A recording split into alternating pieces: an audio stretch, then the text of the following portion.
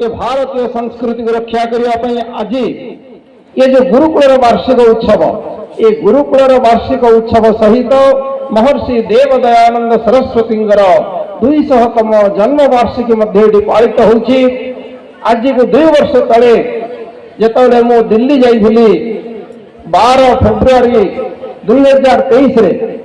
भारतर यशस्वी प्रधानमंत्री जननायक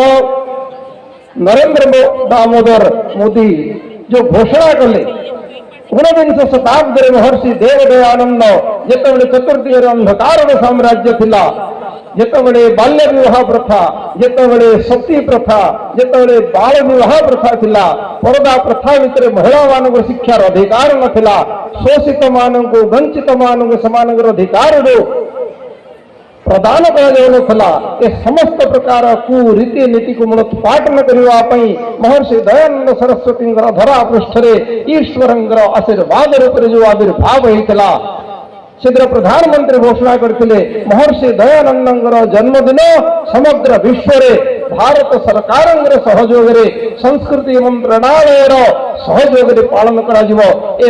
नामकरण स्वीकार ज्ञान ज्योति पर्व जेहेतु महर्षि दयानंद सरस्वती ज्ञान मसाल धरिक जो ज्ञान मसाल आज आप देखते ओडिशा आरंभ कर सुदूर नागालैंड मणिपुर आसाम चतुर्दिगरे जड़े रखा अहर्निश प्रयास कर पूज्य स्वामी धर्मानंद जी महाराज।